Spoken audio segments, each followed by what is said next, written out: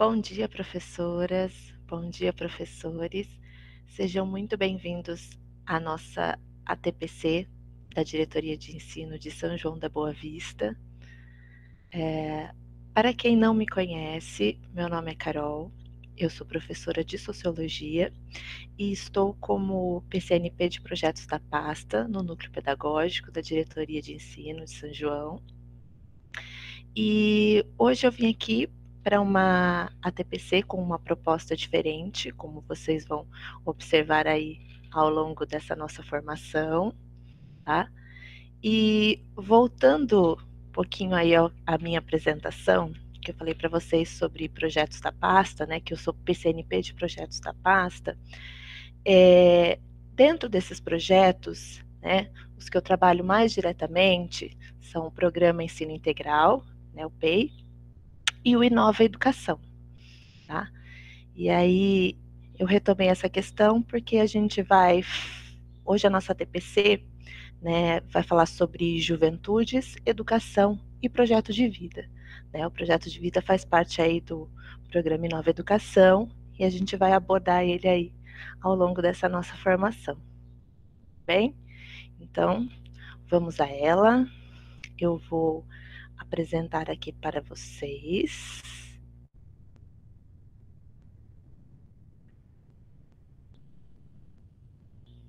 Vamos lá. Aqui, como eu falei para vocês, né, a nossa TPC tem como tema Juventudes, Educação e Projeto de Vida, que é o título de uma pesquisa, né, que foi discutida em um seminário, que vocês vão acompanhar. E quais são os objetivos da nossa formação? Né? Então, nós vamos retomar orientações para fortalecer o trabalho pautado na educação integral. Vamos retomar aí um pouquinho o compromisso com a educação integral em alguns documentos, como a BNCC, o Currículo Paulista. Essa formação também serve para enfatizar, né, que o projeto de vida, além de um componente curricular, é o elemento irradiador em todas as dimensões da formação integral dos estudantes. Tá? Então, dentro dessa proposta de educação integral, de formação integral dos estudantes, o projeto de vida, ele é o elemento irradiador, ele é fundamental, ele é o elemento central. Tá? Então, nós vamos falar um pouquinho sobre essa centralidade do projeto de vida dentro da escola, né? E vamos apresentar também o seminário sobre a pesquisa Juventudes, Educação e Projeto de Vida, para subsidiar o trabalho docente na construção de ações pedagógicas de apoio e incentivo aos projetos de vida dos alunos. Como eu já adiantei, vocês vão acompanhar esse seminário sobre essa pesquisa, que é muito interessante, vai trazer reflexões bacanas, né, para subsidiar aí o debate sobre as juventudes, sobre a relação dos jovens com a escola, sobre o papel de nós educadores, né, na construção, no incentivo, no apoio, né, dos projetos de vida desses jovens, desses alunos, tá? Então, vamos lá. Gente, ó, eu vou propor aqui, para a gente começar, um momento de interação, tá? Então, eu vou ler aqui uma constatação, tá? Depois vou lançar aí uma questão para a gente interagir, para a gente conversar aí, para iniciar a nossa formação. O jovem que chega às escolas públicas, na sua diversidade, apresenta características, práticas sociais e um universo simbólico próprio, que o diferenciam e muito das gerações anteriores. Né? Isso é uma constatação, isso é um fato, né, desses jovens, dessas juventudes, né, que chegam aí nas nossas escolas. E aí vem 2 questionamentos importantes sobre isso. Como sua escola tem acolhido as juventudes? Como você, professor, como você, professora, tem inspirado e apoiado os projetos de vida de seus alunos? Gente, ó, eu vou pedir para vocês interagirem aí no chat, tá? E em relação a essa questão, vocês podem pensar nos momentos de aulas presenciais, nesse momento agora de ensino remoto, né? Então, assim, como é esse acolhimento com as juventudes?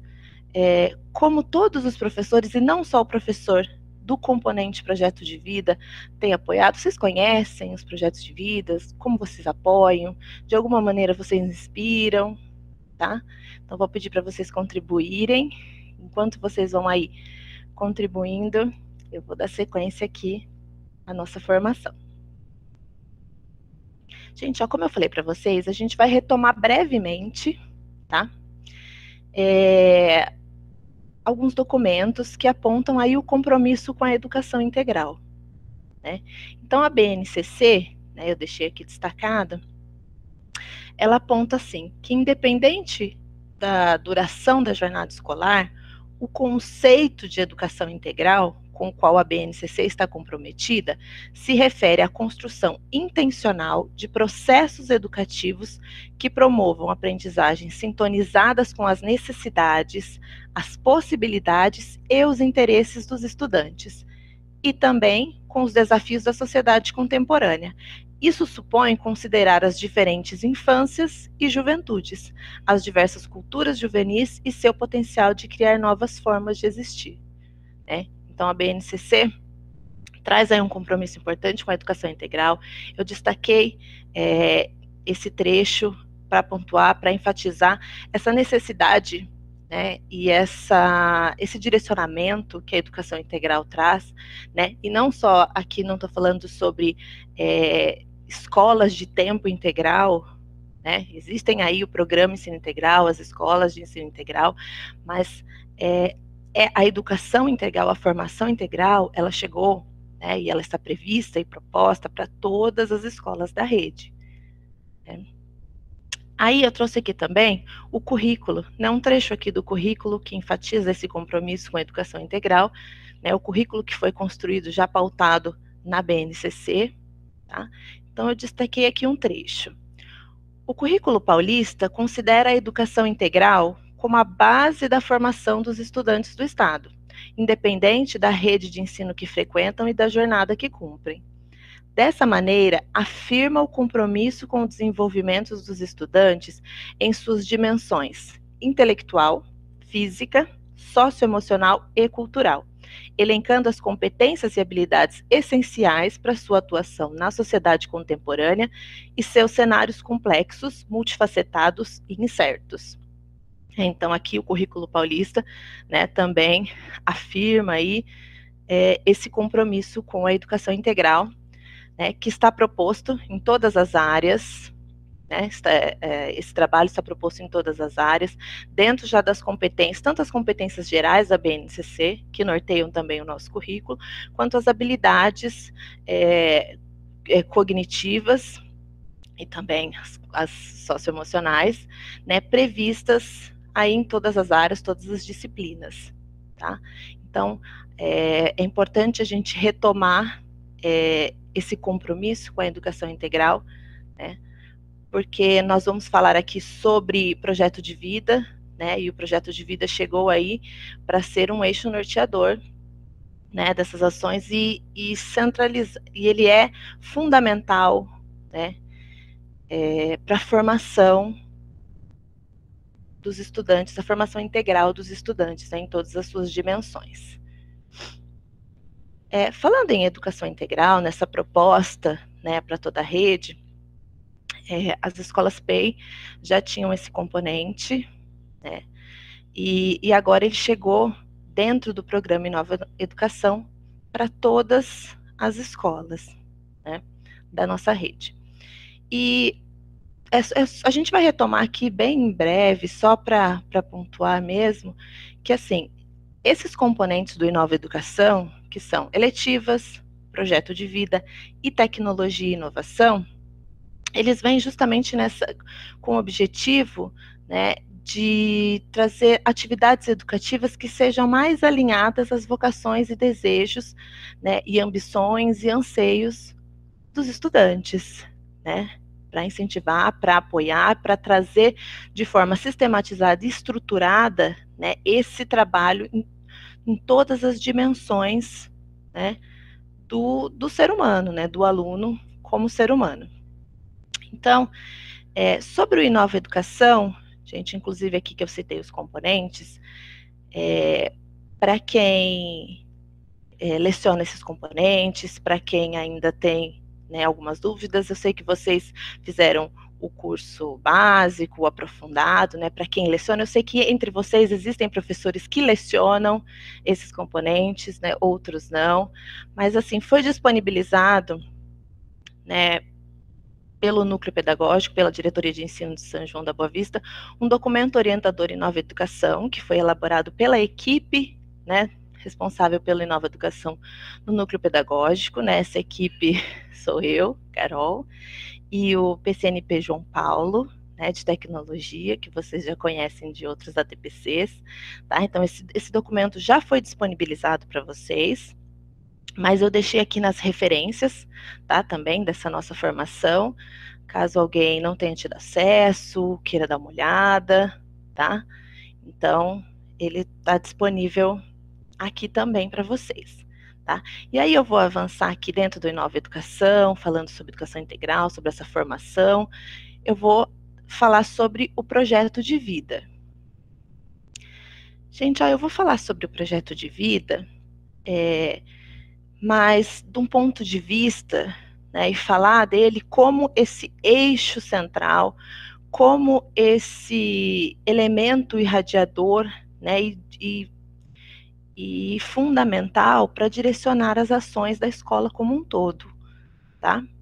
Então, eu destaquei aqui sobre o projeto de vida, né, que a BNCC e o Currículo Paulista enfatizam a importância do estímulo e apoio da escola para o desenvolvimento do projeto de vida dos estudantes, né? Aí aqui até coloquei a competência geral 6 da educação básica, né, que prevê aí a necessidade de que os estudantes possam, né, valorizar a diversidade de saberes e vivências culturais e apropriar-se de conhecimentos e experiências que lhe possibilitem entender as relações próprias do mundo do trabalho e fazer escolhas alinhadas ao exercício da cidadania e ao seu projeto de vida, com liberdade, autonomia, consciência crítica e responsabilidade, né? O componente de projeto de vida, ele é fundamental para essa formação integral dos estudantes, né? Ele não está sozinho, né? Em todas as áreas, né, está previsto o trabalho para essa formação integral, né? Para todas as áreas existe esse incentivo de apoiar o projeto de vida dos alunos, né? O que já me leva aqui, dando sequência, a falar um pouquinho sobre o projeto de vida, né? Assim, de um ponto de vista em que o projeto de vida essa proposta pedagógica dele é pautada em pautada em referências importantes para a concepção de educação integral, né, como eu já vim falando aí. E como, por exemplo, os 4 pilares da educação: desenvolvimento socioemocional, pedagogia da presença e protagonismo. Gente, lembrando que o projeto de vida, né, o trabalho com o projeto de vida, ele é pautado nas competências socioemocionais, né? E aqui eu não vou detalhar, não vou falar exatamente sobre o componente, né, como eu falei para vocês, já tem um documento orientador disponível. Lá nesse documento orientador, né, que está inclusive aqui nas referências, vai estar falando sobre as diretrizes, está falando sobre a organização curricular, sobre a avaliação, tá? O objetivo aqui dentro desta formação é colocar o projeto de vida como um projeto, como uma ação de toda a escola, né? Aqui, inclusive, eu destaquei, que tais princípios, esses que foram citados aí por mim anteriormente, devem nortear e orientar as posturas e ações de todos na escola: estudantes, professores, equipe gestora, demais profissionais da escola, não sendo apenas um trabalho isolado e solitário do professor do componente curricular projeto de vida, né? O projeto de vida, ele vai sistematizar, vai estruturar esse trabalho com as competências socioemocionais, vai abrir espaço, vai proporcionar momentos, né, de protagonismo para que os alunos falem sobre seus sonhos, sobre seus anseios, ambições, né? E tudo isso é fruto de um trabalho que começa lá no primeiro dia de aula, né, na primeira ação pedagógica, que é o acolhimento, né, e que ele é importante para direcionar aí o trabalho do professor de projeto de vida, que está diretamente ligado às eletivas, que estão diretamente ligadas a todas as áreas e componentes curriculares da escola, né? Então é importante que os professores que não trabalham com projetos de vida conheçam também os projetos de vida de seus alunos, incentivem, apoiem. É importante que o professor de projeto de vida sempre compartilhe com os demais, né, esses projetos dos alunos, esses sonhos, né, em momentos de reuniões, né, de atividades coletivas. Então, é importante, o projeto de vida ele é importante para a escola, para todas as ações, para nortear todas as ações. Né? Então, é importante que todos conheçam, se apropriem dos projetos de vida dos alunos, participem, né? Porque os professores são grandes inspirações, tá? Para essas juventudes. Falando em juventudes, né? Aí a gente vai entrar aqui numa parte importante que vai falar sobre a pesquisa Juventudes, Educação e Projeto de Vida, né, que deu inclusive o título aqui à nossa TPC, que virou o tema da nossa TPC, né. Essa pesquisa, né, vou falar aqui, vou ler para vocês um pouquinho sobre ela, e aí já vou explicar sobre o seminário.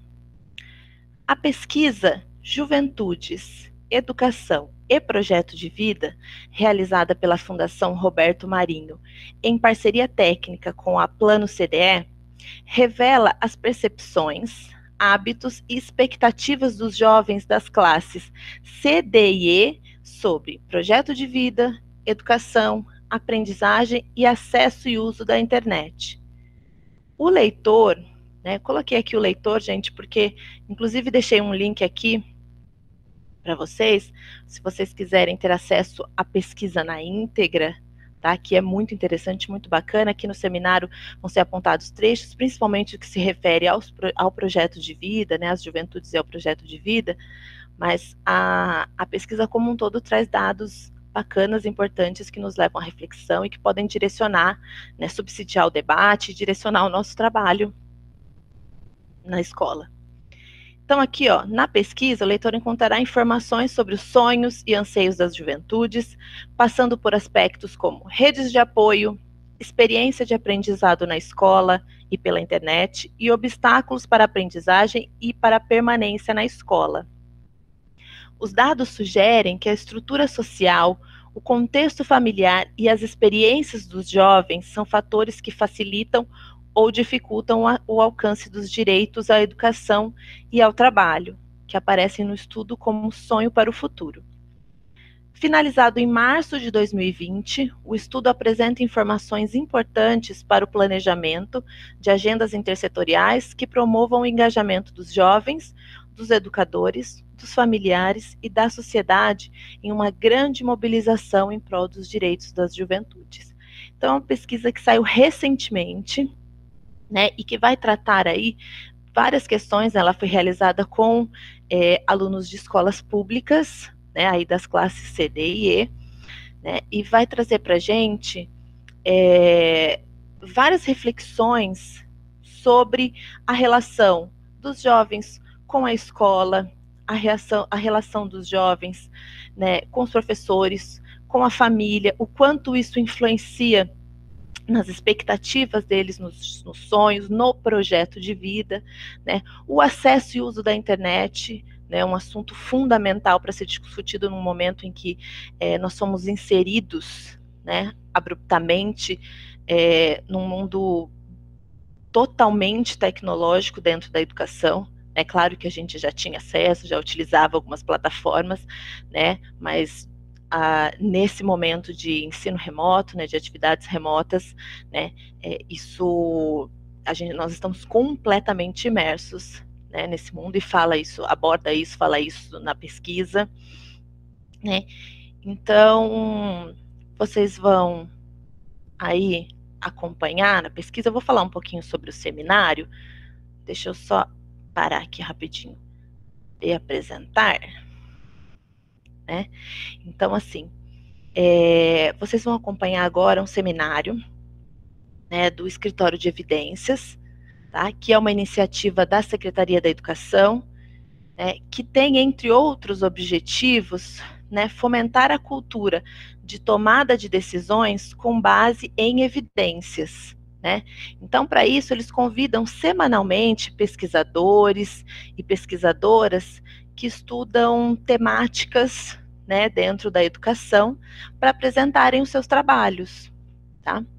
E a intenção é conseguir disseminar, né, parte do conteúdo que já é produzido, né, na academia, para contribuir com a formação dos servidores, né, da educação, tá? Então, quando vocês forem acompanhar agora o seminário, a Paula Miranda, que é assessora, né, do Escritório de Evidências, ela vai explicar para vocês, né, com mais detalhes o que é o Escritório de Evidências, né, porque essas formações são semanais.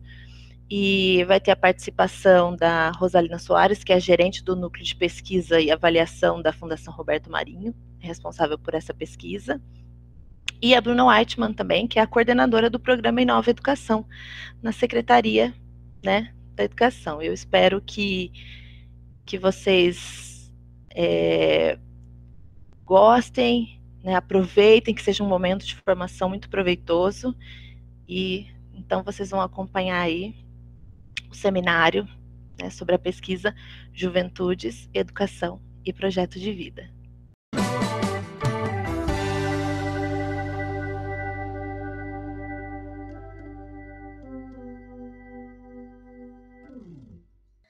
Primeiro, eu queria muito agradecer a Rosalina e a Bruna por estarem aqui com a gente hoje.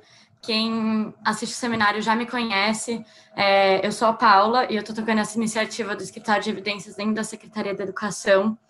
Eu sempre gosto de contar um pouquinho o que é o escritório, porque eu sei que, enfim, toda semana a gente tem pessoas novas que não acompanham a gente todas as edições dos seminários, então é sempre legal dar uma contextualizada sobre o que é o projeto, por que estamos aqui hoje, qual que é a nossa missão, enfim.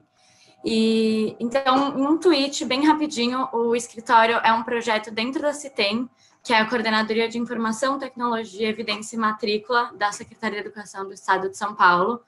E o nosso principal objetivo é fomentar o processo de decisão com base em evidência, ou seja, fazer com que os servidores e as servidoras da nossa rede tomem decisões do dia a dia, desde decisões complexas até as decisões mais simples, utilizando como base dados, pesquisas, e levando em consideração estudos sobre o que funciona e o que não funciona em termos de política educacional. Então, essa iniciativa do seminário surgiu lá em janeiro. Aliás, acho que foi uma das primeiras coisas que a gente fez enquanto escritório, porque o escritório também surgiu em janeiro, e veio muito considerando que existe um conhecimento que é gerado dentro da academia, nos institutos e fundações, que acaba nunca chegando para conhecimento da nossa rede. Então, o nosso objetivo é exatamente fazer essa ponte, trazer esse conhecimento mais para perto, trazer esses estudos que podem influenciar o processo de decisões, mais para perto das pessoas que trabalham com a gente dentro da secretaria. Então, dito isso, acho que é sempre muito importante lembrar que um dos princípios do escritório é respeitar a produção acadêmica e a autonomia dela. Então, nem sempre a visão que é trazida dentro dos seminários é a visão institucional da secretaria. E que tudo bem, né? O nosso objetivo é sempre trazer uma gama mais variada possível de opiniões e de visões sobre um determinado assunto. Hoje a gente trouxe a Rosalina, que é gerente do Núcleo de Pesquisa e Avaliação da Fundação Roberto Marinho, e ela vai apresentar um pouco de uma pesquisa recém-lançada pela Fundação, que foi feita em parceria com a Plano CDE, e que trata de vários aspectos com relação aos jovens, à juventude das escolas públicas. O nosso foco vai ser a sessão de projeto de vida, mas assim como eu estava conversando com a Rosalina antes da gente começar, o projeto de vida ele conversa com várias outras sessões do estudo, então ela vai dar uma pincelada pelas outras partes, e a gente convida vocês Também, para caso vocês queiram se aprofundar um pouco mais, o estudo já foi publicado. A gente também vai disponibilizar ele no nosso portal de dados abertos, que é onde a gente divulga todos os eventos, os seminários, enfim. E aí vocês conseguem ter acesso ao documento na íntegra. E a gente convidou também a Bruna, que acho que muitos de vocês já devem conhecer, porque ela está em todas as lives por aí. Mas ela é a gestora do Inova Educação dentro da Secretaria, ela acompanha bastante essa pauta do projeto de vida, e acho que ela vai poder trazer uma visão para a gente mais de dentro, assim, sobre como essa pauta está sendo tratada, enxergada dentro da Secretaria. E dito isso, né, para finalizar, eu queria dar só 3 recadinhos. Então, o primeiro é que, como sempre, a gente vai abrir para perguntas no final, e que o link de interação vai aparecer agora na tela de vocês. Então, anotem e mandem as perguntas que vocês têm para a gente ler no final. O bit.ly/evidências317. O segundo recado é que esse seminário, assim como todos os outros que a gente fez, ficam gravados. Então, também agora vai aparecer na tela de vocês o link com o nosso acervo de vídeos, e nele vocês conseguem revisitar os seminários antigos que a gente já fez, tem muito assunto legal que a gente já tratou, então não deixem de dar uma olhada lá. E, por fim, a gente sempre, no final dos seminários, passa um formulário de avaliação, né? Um feedback para a gente entender o que vocês estão achando, quem que vocês querem que a gente convide, que pautas que vocês querem que a gente aborde. Não vai aparecer agora o link, porque eu sei que ninguém vai anotar e ninguém vai avaliar agora. Mas, no final, não deixem de preencher esse feedback, que é bem importante para a gente. Vai aparecer quando a gente terminar o seminário. E vou parar de falar, porque acho que eu já falei bastante. Passar a palavra para a Rosalina. Olá, boa tarde.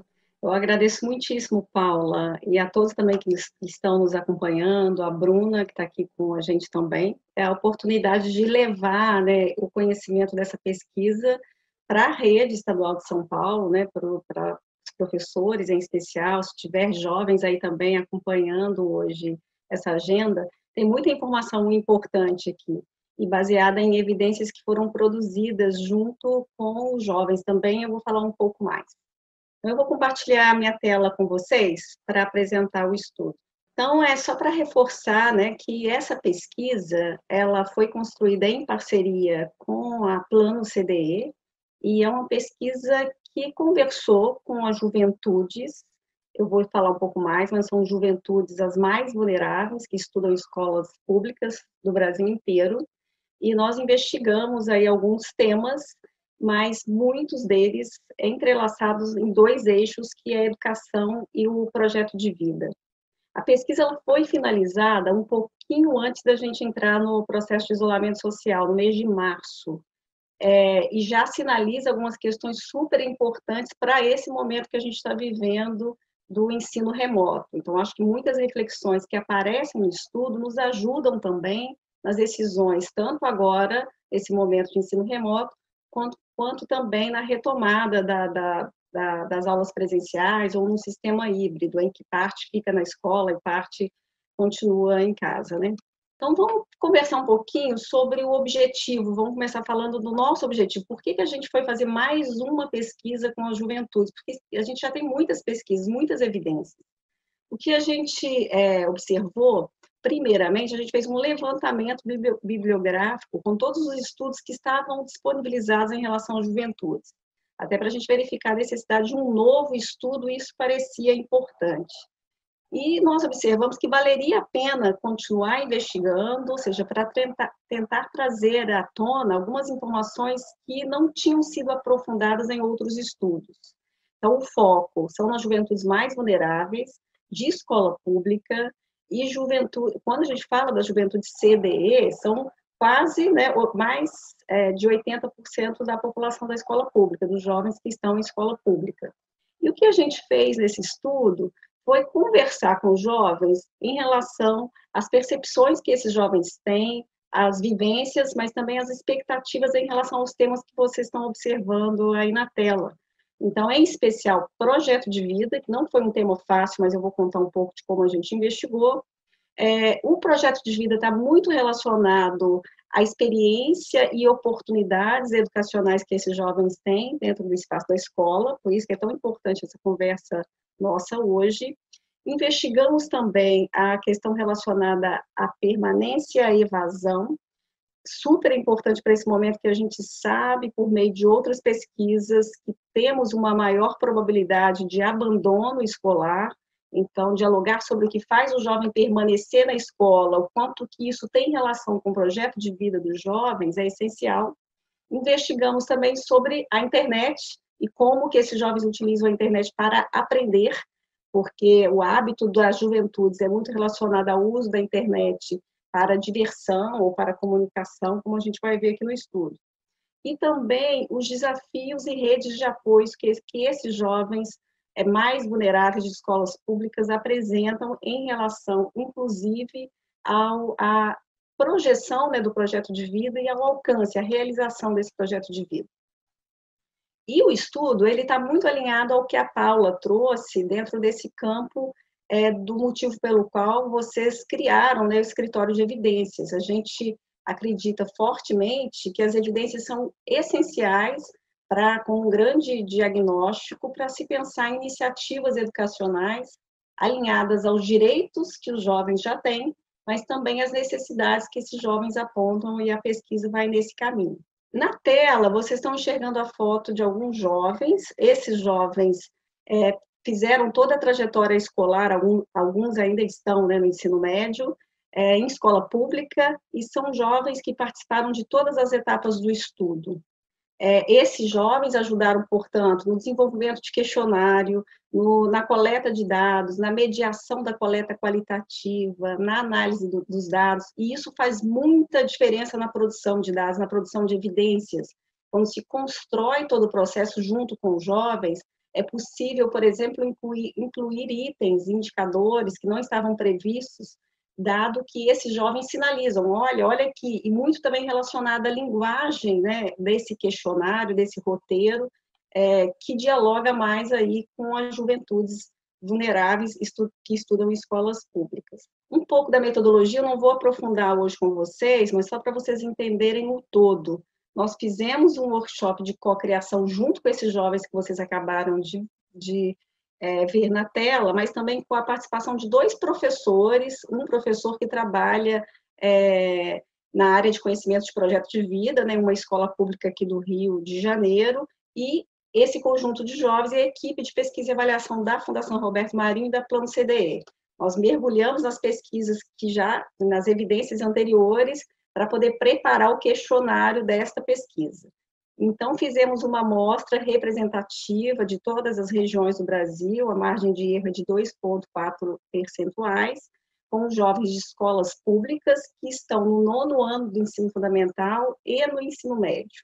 Mas não paramos na quanti, nós fizemos uma grande pesquisa qualitativa também, que ela teve uma duração de 3 semanas, e foram jovens consultores que fizeram a mediação junto com uma antropóloga. Então, várias atividades para poder compreender um pouco das evidências quantitativas que o estudo trouxe à tona. Na etapa qualitativa, nós falamos com jovens que estão nas escolas públicas, do 9º e 3º ano do ensino médio, mas também falamos com os jovens que estão fora da escola, jovens de 15 a 17 anos, que não terminaram a educação básica e estão fora da escola, e também de 18 a 24 anos nesta mesma condição. E uma etapa final para analisar os dados também junto com os jovens e junto com os 2 educadores que estiveram conosco na oficina de cocriação. Bom, gente, só para a gente entender um pouco o contexto dessa juventude CDE, eu coloquei na tela alguns dados que são muito importantes para a gente acompanhar e entender o projeto de vida dessas juventudes. 86% desses jovens de 15 a 17 anos que estão no ensino médio estão em família com renda per capita de até R$ 1.500. Isso antes da pandemia. Lembra que a gente terminou o estudo em março. Se a gente considera hoje, a gente fez um estudo recente com o Conjuve, e o que a gente observou é que essas famílias perderam renda. Então, ou seja, né, a dificuldade fica ainda maior. Se a gente olhar em relação aos jovens dessa faixa etária que estão fora da escola e não terminaram a educação básica, cerca de 10% dos jovens CDE estão nessa condição, fora da escola e não terminaram a educação básica. E isso é importante para pensar em projeto de vida, porque projeto de vida e educação tem uma relação muito estreita. Se eu olho para esses jovens que estão fora da escola e não terminaram a educação básica, eu vejo que a maioria, 62%, não completaram o fundamental e 38% não completaram o médio. Então, assim, com esse nível de escolaridade, fica muito difícil para os jovens, de fato, realizarem os projetos que vocês vão ver que eles trazem aqui no estudo. Ao olhar a faixa etária de 19 anos, né, ou seja, jovens ainda, que já deveriam ter terminado o ensino médio, a gente observa que mais de um terço, ou seja, mais de 3 em 10, não estuda e nem trabalha. E aí nós vamos verificar que esses são exatamente os sonhos dos jovens. Estudar e trabalhar, que são direitos, são exatamente os sonhos que os jovens destacam nessa pesquisa e que a gente vai aprofundar um pouco mais. Desses jovens, né, mais de 3 em cada 10 que não trabalham, não estudam, 40% não completou o ensino médio. Então, é uma situação que a gente precisa reverter, e parece que projeto de vida é uma chave super importante para, de fato, a gente começar a trabalhar com ela, já que também está prevista na BNCC e faz muito sentido para a gente mudar esse quadro que eu trouxe aqui agora. Bom, agora falando um pouco dos jovens da pesquisa quantitativa, eu trouxe alguns números também para a gente conhecer um pouco do contexto desses jovens, né? Em que tipo de família esses jovens estão. 67% dos jovens que responderam à pesquisa, jovens de escola pública, pais e mães, não completaram a educação básica. Desses pais e mães que não completaram a educação básica, 40% não terminou nem o ensino fundamental. Praticamente um terço são beneficiários de Bolsa Família. 17% trabalham, e destes que trabalham, 43% têm carteira assinada, todos os restantes, 57% não têm carteira assinada, né? Muitos são aprendizes, mas você tem um volume grande de jovens também que estão na informalidade, e isso a PNAD também traz. Então, mudar a condição de vida desses jovens por meio da educação, por meio do projeto de vida, é muito importante, mas também é um desafio. Então, dado esse contexto, eu vou entrar agora no bloco de projeto de vida. Esse é um tema delicado para se trabalhar com o questionário quantitativo.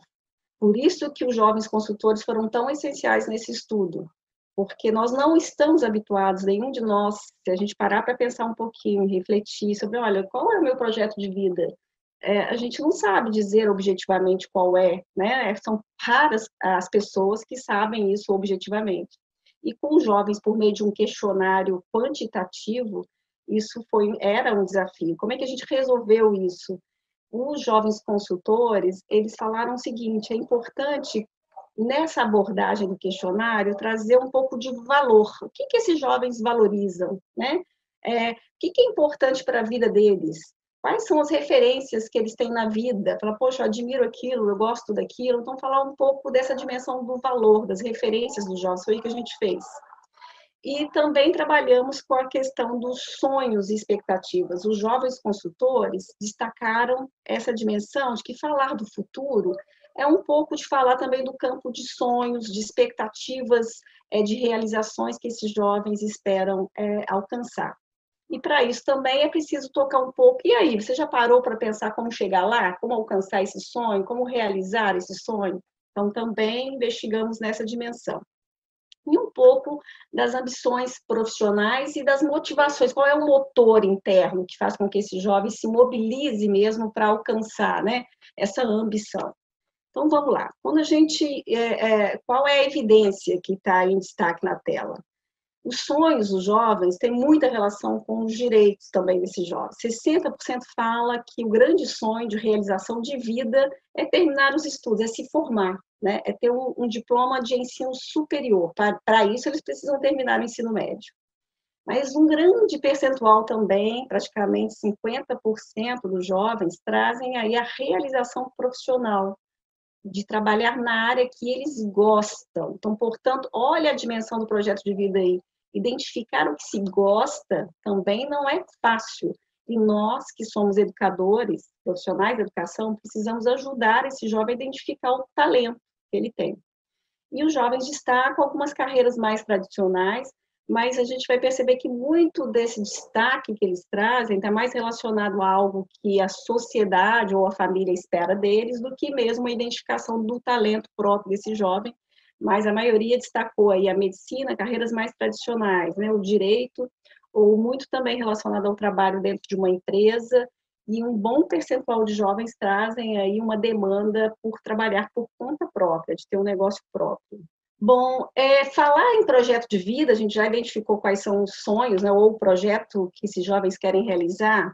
O que a gente observou que é super importante ter referência, ter exemplo, né? Então, isso para os jovens ajuda a concretizar a realização do sonho. Ele precisa de um exemplo concreto. Quem conseguiu superar esse desafio de modo que seja um exemplo para o jovem. A leitura do jovem é o seguinte: se fulano conseguiu, eu também posso conseguir.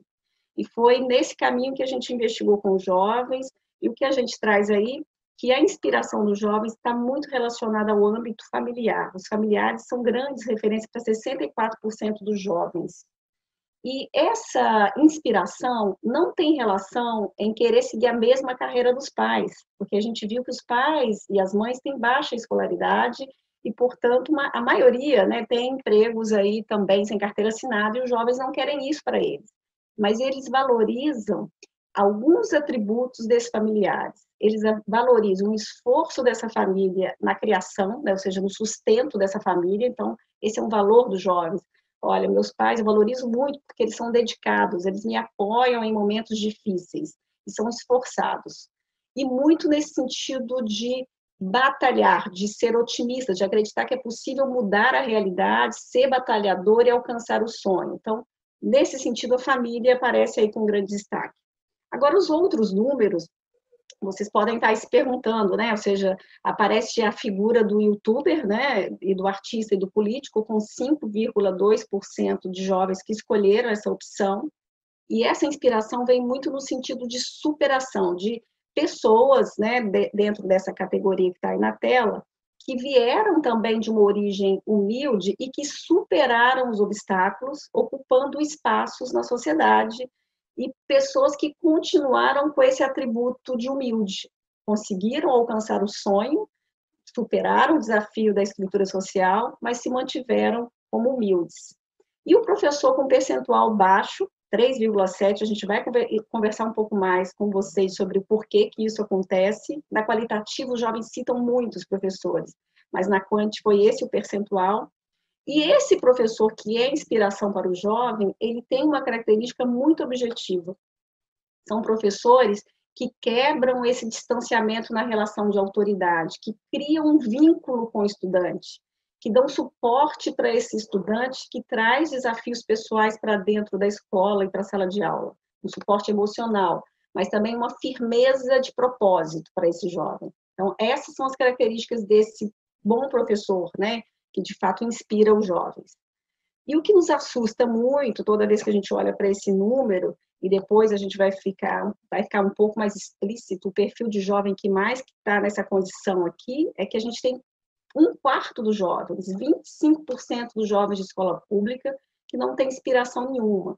E isso é um desafio, é necessário ter referência para conseguir alcançar o projeto de vida. Ninguém se constitui e consegue superar barreiras socioeconômicas sem ter uma referência, sem ter com quem conversar, sem ter apoio. Então, esse é um dado que a gente tem que ficar em mente e identificar quais são os jovens que estão nessa condição.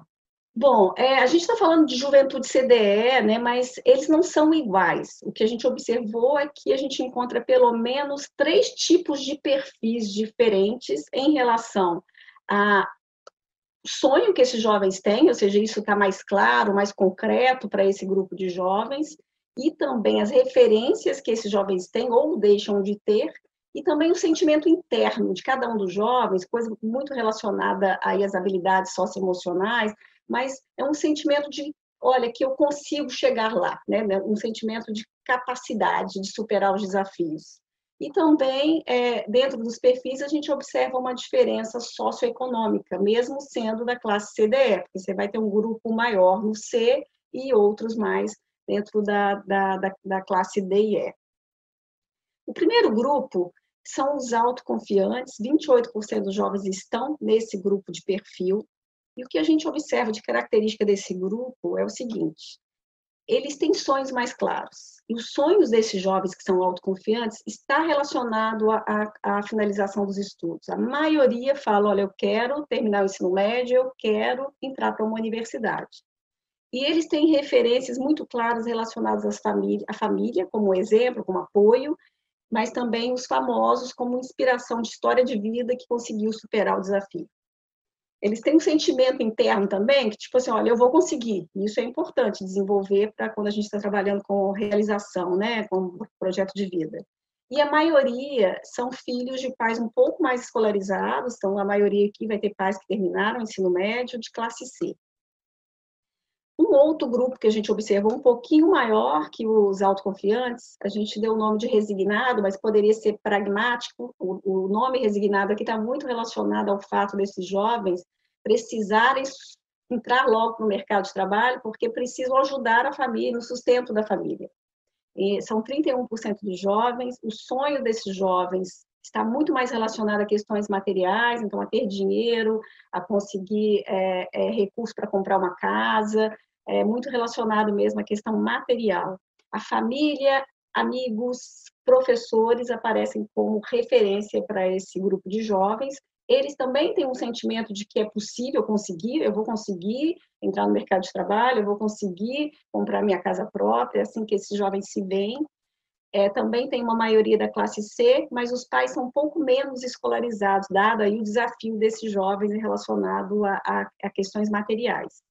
E um terceiro grupo, que é um grupo que a gente tem que ter muita atenção a ele, que são os desesperançosos. Viver sem esperança na juventude é um risco muito grande para todos nós, não só para esses jovens, mas para todos nós. 33% dos jovens estão nessa condição. E o que isso significa? São jovens que têm mais dificuldade de explicitar sonho, falar do futuro para eles é algo como, tipo, que futuro? Não sei. Pode ser isso, mas pode ser aquilo também. Então, assim, são jovens que estão indecisos. E o pior, eles não têm com quem conversar. A maioria não tem referência. 85% dizem que não tem um apoio específico para se pensar nesse futuro. Às vezes, até mesmo no presente. Jovens que estão com problemas emocionais de solidão muito forte. Então, tem um sentimento de menor capacidade, né, em relação ao alcance de um sonho que não está também tão concreto. E a predominância aqui são de jovens da classe D e E. Quando a gente fala de obstáculos com jovens para alcançar o projeto de vida deles, eles falam muito na questão relacionada a dinheiro, então são famílias, né, que vivem concretamente o desafio financeiro, e nesse momento da nossa história e da pandemia isso aumenta.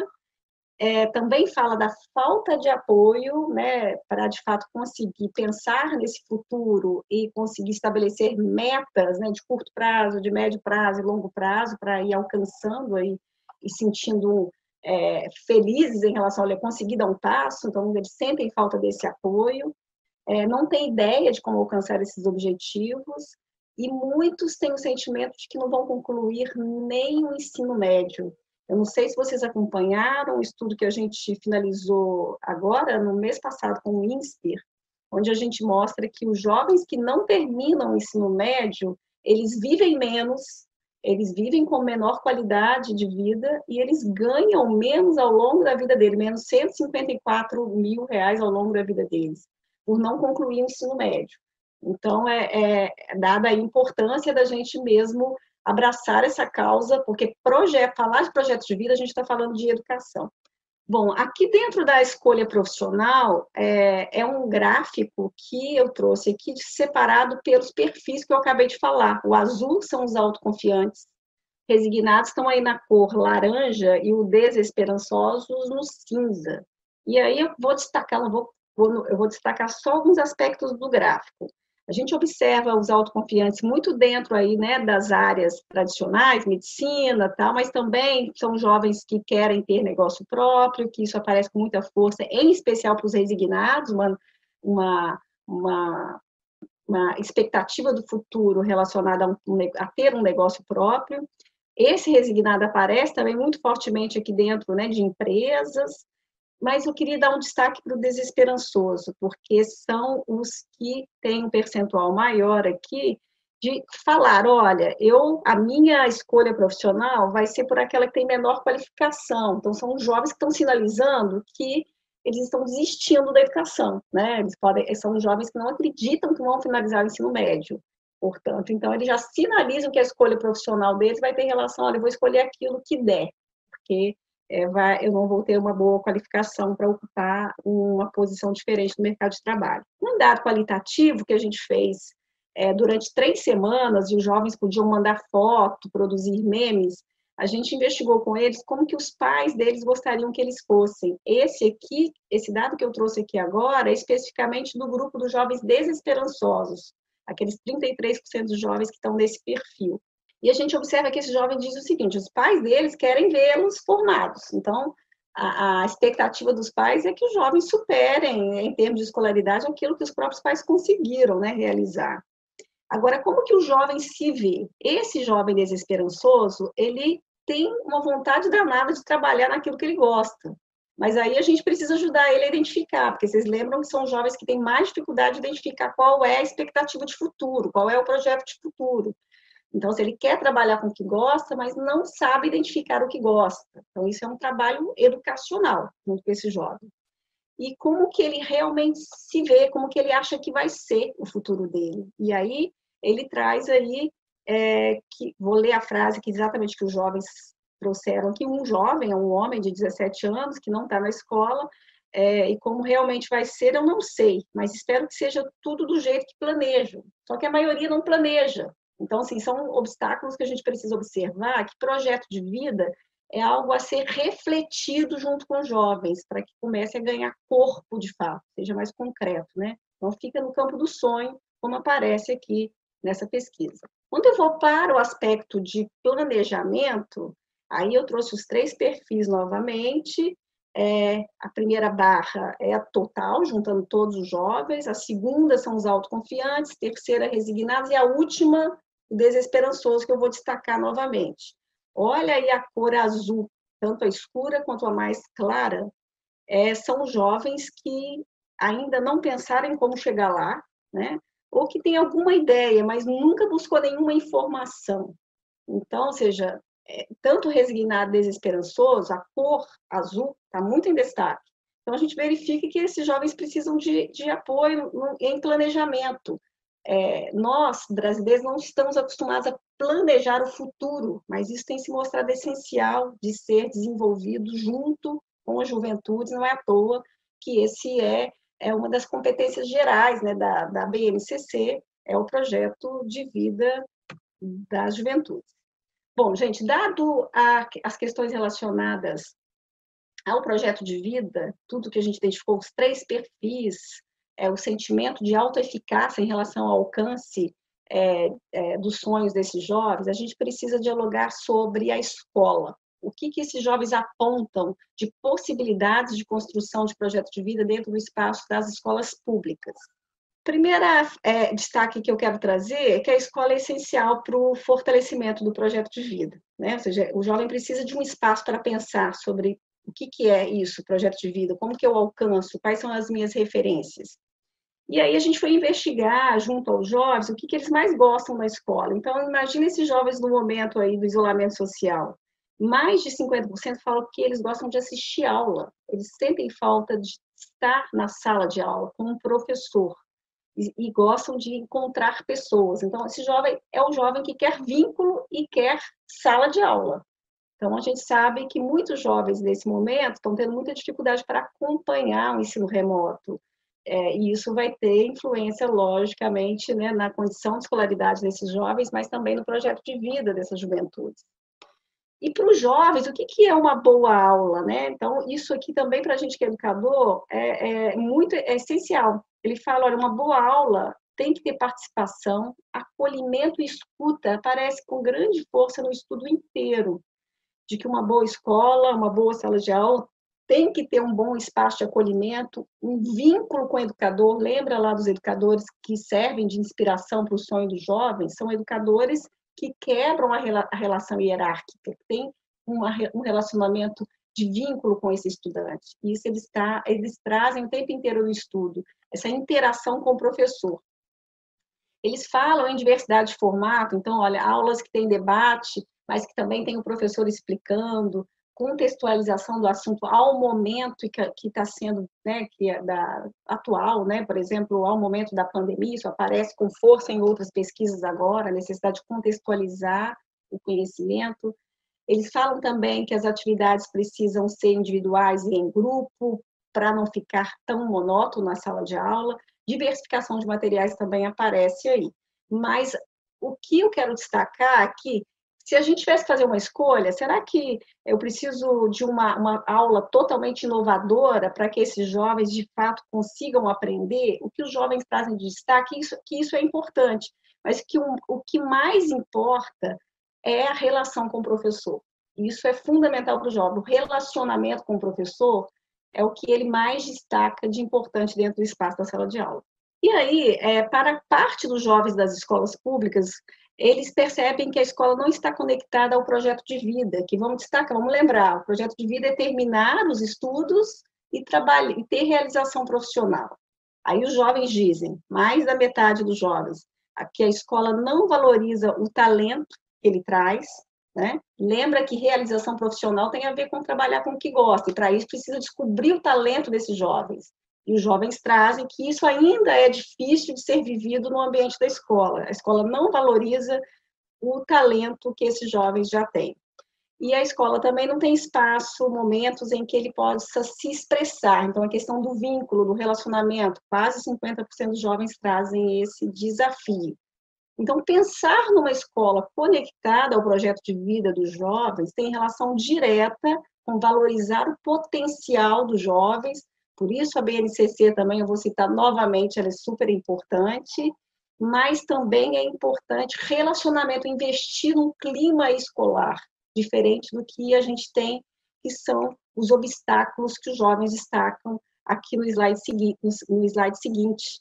Jovens falam o seguinte, que a escola, para, de fato, ajudar a aprender, uma escola que favorece o aprendizado, que, portanto, diminui a distância entre a realidade que esse jovem tem hoje e o sonho, né, que é terminar os estudos e a realização profissional, é preciso resolver alguns problemas que eles observam que hoje existe na escola, que é a bagunça, que é o principal desafio, obstáculo que o jovem destaca em relação ao aprendizado. Ora, o que atrapalha o aprendizado é o clima da escola, as relações, os jovens citam isso também aparece como evidência do PISA, naquela avaliação internacional de estudantes.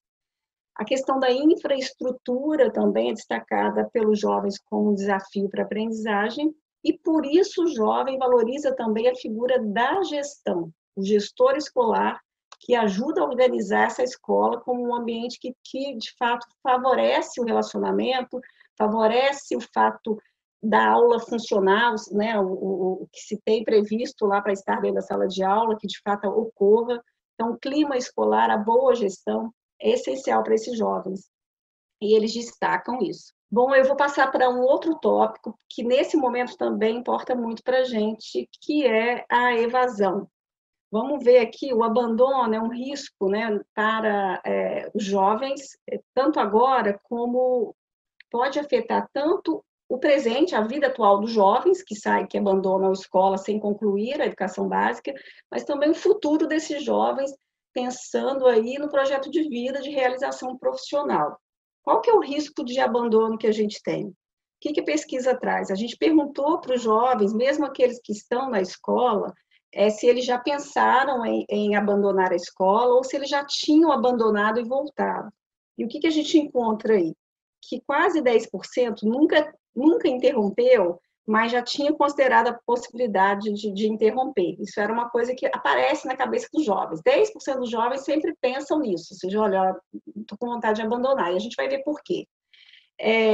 Tem aí quase 3% que já considerou seriamente em abandonar, e outros 10% que já abandonaram, já tiveram uma experiência de abandono e de retorno para a escola. Quando a gente olha para uma pesquisa recente que a gente fez em parceria com várias organizações, e é uma iniciativa do Conjuve, agora já no contexto de pandemia, a gente observa que 24% dos jovens de 15 a 18 anos pensam em não voltar para a escola.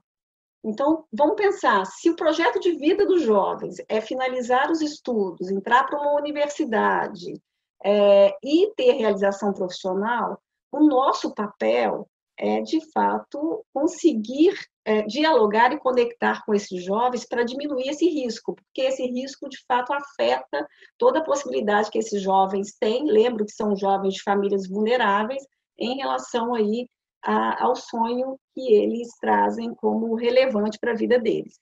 Vamos conhecer um pouco dos fatores que esses jovens associam à possibilidade de abandono.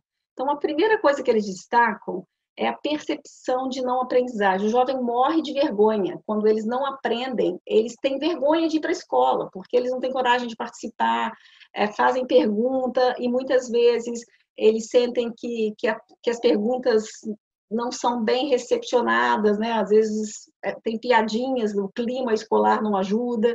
Então, o dobro de risco de chance de abandonar quando o jovem tem a percepção de que não estão aprendendo. E as pesquisas recentes mostram que os jovens e as famílias estão destacando que, no período de pandemia, a questão da aprendizagem é um desafio. Já era um desafio anterior e agora um desafio um pouco pior. Temos também uma outra dimensão aqui de fator explicativo para abandono relacionado ao acolhimento. Jovens que têm essa percepção de que não há um espaço de escuta dentro da escola, de acolhimento, que enxerga o jovem como pessoa, como ser humano, antes de ser um estudante, é um ser humano, tem maior chance, 50%, de abandonar a escola. Né? E as meninas são mais afetadas também aqui em relação a essa questão do acolhimento. E um outro aspecto é relacionado ao clima escolar, que eu já destaquei, a violência, a bagunça, que afeta muito os jovens negros, que são maioria na escola pública. Tem um dobro de risco de chance de abandono também, quando o clima da escola é um clima desorganizado. Daí a valorização desses jovens no gestor escolar. Do lado aí da tela, no canto direito, são fatores que podem agravar, né, a possibilidade de abandono.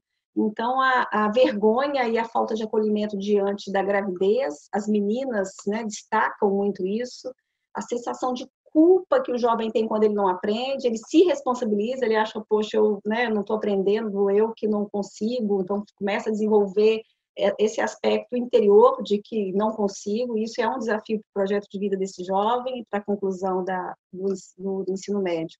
A necessidade de trabalhar também é outro fator muito associado, né, o fato de abandonar a escola, e nesse momento onde as famílias estão perdendo renda, também aumenta a necessidade do jovem aí trabalhar. E o desinteresse de parte dos jovens com o ensino superior, porque os jovens destacam que a escola que eles encontram hoje está muito mais associada ao mundo acadêmico do que aos talentos, né? Outros talentos, ou ao mercado de trabalho, ou à profissionalização. Então, os jovens que não têm esse desejo, esse sonho do ensino superior, começam a se desinteressar pelo que a escola oferece. Esse dado aí importa muito nesse contexto, porque mostra que quando o jovem abandona de fato, somente 5 em 10 não foram procurados por ninguém quando, de fato, eles deixaram de frequentar a escola. Então, a busca ativa, nesse momento onde que a gente está vivendo agora, ela é muito importante, porque se a gente não buscar esses jovens, não saber como de fato, trabalhar com essa juventude que está nesse contexto atual, a gente vai perder gerações que não vão terminar, né, o ensino médio. Então, são os números que trazem na tela mostram que quase 50% dos jovens, num processo de deixar de frequentar, ninguém procura por eles. Às vezes, nem os pais, nem a escola. Então, 46% ninguém procura pelo jovem. Aí tem outros destaques, pai e mãe que procura, mas professores, 13%, diretor e coordenador, 13%, e assistência social, menos de 0,5%. Vamos falar dos desafios dessa juventude e da rede de apoio que esses jovens encontram aí, que tem relação também com o projeto de vida. Isso aqui, gente, é dado diante da pandemia, e a gente sabe por outros estudos que isso aqui também foi aprofundado. Os jovens têm desafios emocionais concretos, problemas pessoais diversos, como gravidez ou necessidade de trabalhar, ou até mesmo, às vezes, não saber lidar com a dimensão afetiva, né? Muitos jovens citaram ao longo do estudo que pararam de estudar porque tiveram uma desilusão amorosa. Então, assim, são muitas questões pessoais que os jovens, nessa faixa de idade, eles passam muitas vezes na solidão. Então, a solidão é o seguinte aspecto, né? Problema pessoal associado à ansiedade, à solidão, associado também a um processo de ansiedade, de não saber o que vai acontecer no futuro dele, daí a importância, de fato, de ter um espaço para pensar no projeto de vida. Há uma pressão, em especial dos jovens do ensino médio, por conseguir finalizar. Lembra que lá na frente eu falei que a expectativa da família é que ele entre para a universidade? Então, aqui ele se sente pressionado por, será que eu vou dar conta? Será que eu não vou? Também tem um sentimento de pressão. E muitos desafios relacionados à violência e bullying que esses jovens passam, inclusive, né, como eu destaquei, no ambiente da escola. E aqui é uma frase de um jovem de 14 anos, do Recife, que está no 9º ano, que é super forte, porque às vezes o jovem mostra para a gente uma característica, mas lá no fundinho é outra coisa que ele sente. Então, destaque para os sentimentos, né? As habilidades socioemocionais, como elas são importantes de serem também cuidadas e desenvolvidas. Esse jovem, a gente conversou com ele sobre a questão de como ele se vê, como a escola vê esse jovem. Ele fala assim, olha, eu botei esse menino sorrindo, aqui é uma imagem, eu não trouxe a imagem do jovem, né?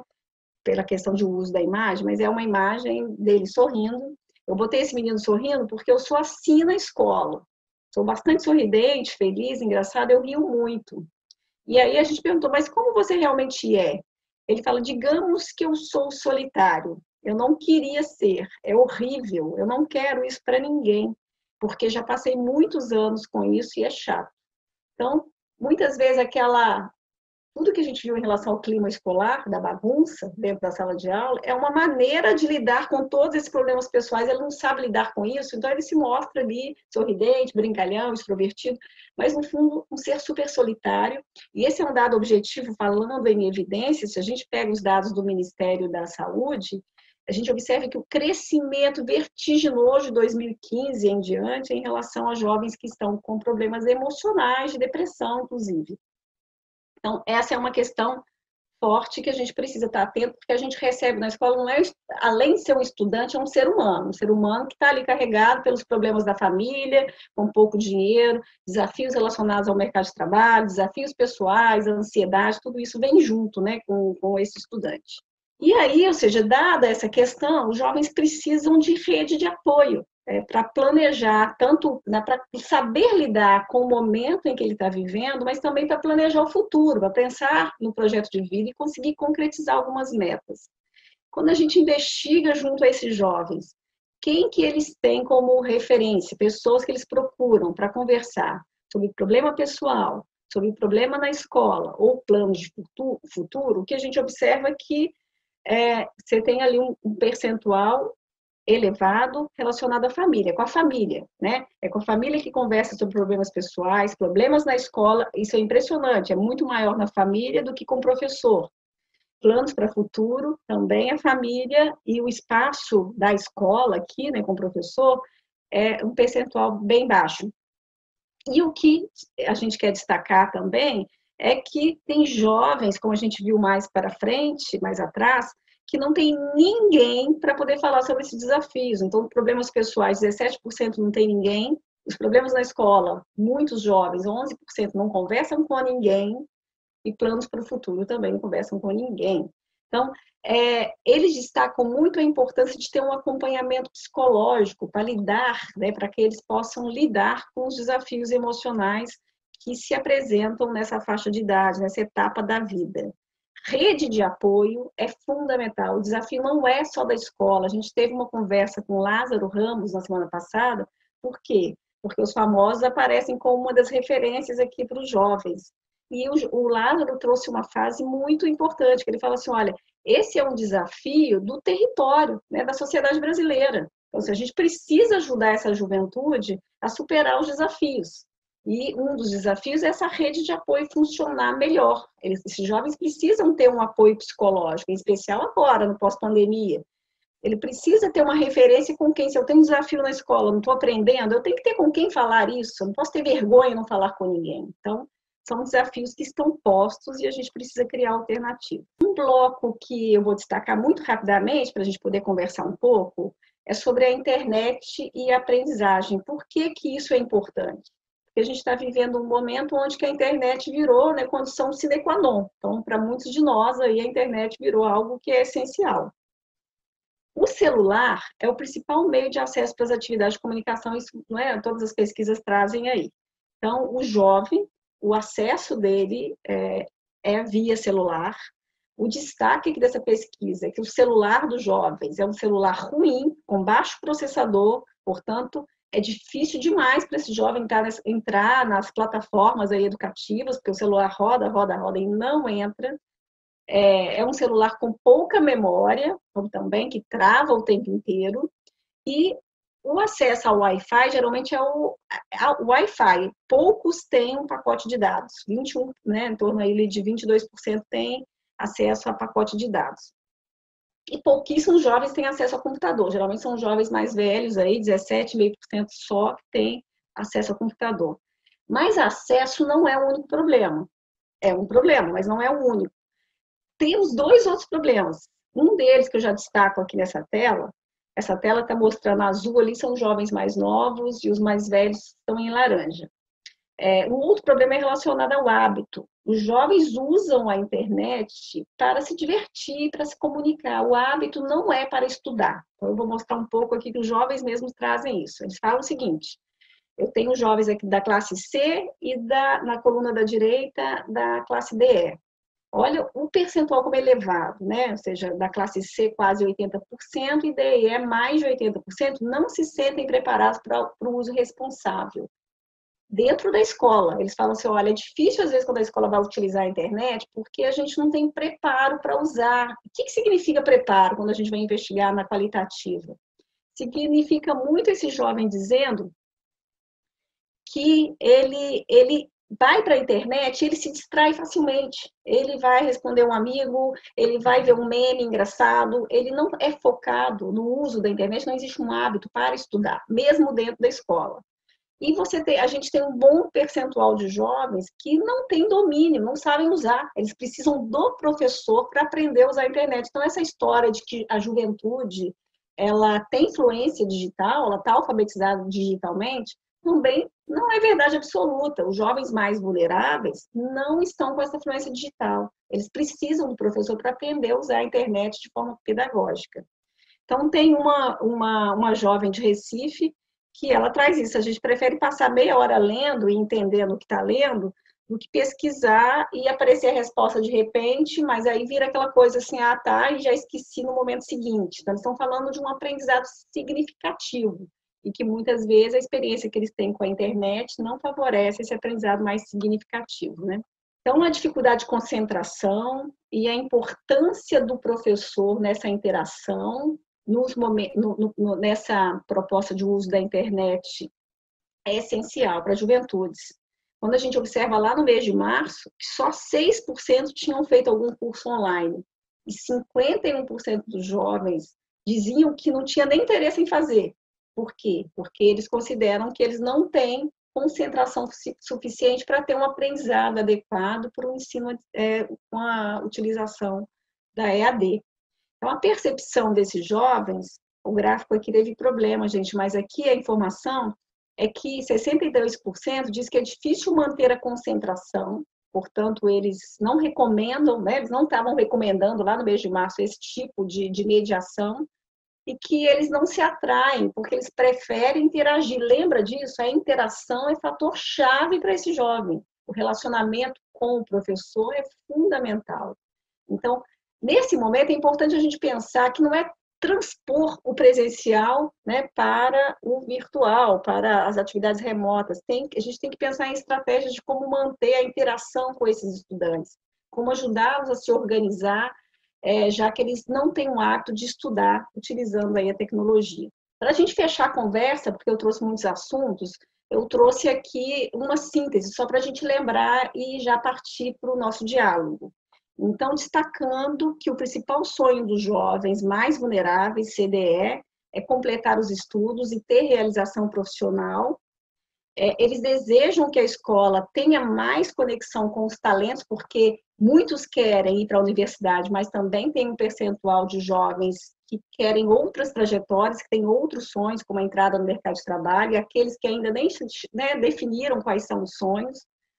Há diferentes perfis, né? Ou seja, os jovens não são todos iguais e essas diferenças precisam ser consideradas. A escola não pode ser a mesma para todo mundo. A gente tem que pensar em ambientes de escola, de fato, dialoguem com esses perfis de jovens. Os jovens sentem falta de aulas participativas e com mais interação, com mais escuta, mais relacionamento. O clima escolar, a bagunça estão entre as principais queixas dos jovens, né, e associados a obstáculo para a aprendizagem, e a sensação de que não está aprendendo está relacionada à evasão escolar, né? Então isso importa muito. Os jovens precisam de rede de apoio para lidar com os desafios emocionais, que são muitos, tanto dentro da escola quanto fora da escola, e isso está relacionado ao projeto de vida. E muitos jovens não se sentem capazes de estudar pela internet. Então, a gente tem que pensar em alternativas. Nessa retomada, por exemplo, num sistema híbrido, quem que a gente deve priorizar, né, nessa retomada? Bom, eu agradeço e me coloco à disposição para o debate. O relatório vocês podem acessar no site da Fundação Roberto Marinho, e coloquei aí na tela, né, frn.org.br. Muito legal, Rosalina. Eu vou aproveitar aqui a sua fala. Eu estava anotando um monte de coisa. Primeiro, boa tarde, né? Para quem não me conhece, eu sou a Bruna, como a Paula falou. Hoje eu estou à frente do programa Inova Educação, que é o programa, né, que trouxe o projeto de vida, eletivas e tecnologia e inovação como componentes curriculares para todos os estudantes dos anos finais e do ensino médio da rede pública estadual. E assim como a Rosalina, eu também vou me focar um pouquinho na fala sobre o projeto de vida, muito inspirada pelo que você trouxe até aqui, o que você contou da pesquisa. Acho que a gente está super alinhados, na verdade, né? Primeiro ponto é que a sua fala, Rosalina, ela deixa muito claro por que a gente precisa de falar de projeto de vida nas nossas escolas com todos os nossos alunos. O projeto de vida é um componente curricular que já existia na rede estadual desde 2012 nas escolas do programa Ensino Integral. Em 2020, a gente traz esse componente para todos os estudantes, porque conectar esse momento presente, né, em que tem a escola com o futuro, é fundamental para todos eles. Me chamou muito a atenção na sua fala, Rosalina, a coisa também de lembrar que o projeto de vida, ele não é só sobre a profissão. A profissão é só um pedaço do sonho do estudante. Tem muito mais além disso, né? Tem todo um caminho de identificar quem são as suas referências, no que você é bom, qual o seu papel na sua comunidade, na sua família, na sua escola, e o que você espera para o futuro. E então também observar como organizar a sua própria rotina de estudos e como isso tem impacto no futuro, assim como outras ações. O trabalho com projeto de vida, ele também está muito calcado no desenvolvimento das competências socioemocionais. A gente está sempre prestando atenção para esse desenvolvimento integral do nosso estudante. Então, no ano passado, a gente fez uma grande escuta aqui na rede, da qual participaram mais de 100 mil professores, e a gente conseguiu identificar quais competências socioemocionais a gente focaria, né, em cada ano série, do 6º até a 3ª série do ensino médio. E essas competências socioemocionais, pensando nesse desenvolvimento pleno do estudante, necessariamente precisam acontecer em todos os componentes, né? Elas não podem estar focadas em um único. O trabalho que a gente vem fazendo é de usar o projeto de vida como irradiador do trabalho com as competências socioemocionais para todos os outros. E assim como tem esse movimento de irradiar o trabalho com as competências socioemocionais, eu acho que o PV, ele contribui para irradiar a coisa do sentido da vivência da escola para todos os componentes, né? Quando eu tenho uma clareza do que eu gosto, do que eu sou boa e da onde eu quero chegar, eu consigo ressignificar todos os conteúdos e todas as habilidades que eu estou desenvolvendo na escola. Né? Então, a gente tem, dentro da nossa proposta de trabalho com projeto de vida, um olhar para tudo isso, né? Desde como eu posso organizar a vida financeira, como eu posso organizar os meus estudos, como que eu posso contribuir mais para a minha comunidade. E a gente, assim, esse ano começou o trabalho, né, com mais de 2,5 milhões de estudantes. A gente tem um caminho longo aí, a gente está escutando um monte a rede sobre isso, mas eu acho que a Rosalina traz, inclusive, contribuições fundamentais para a gente seguir avançando nessa discussão sobre projeto de vida. Inclusive, acho que é um componente que tem um papel ainda mais central no momento em que a gente está vivendo, né?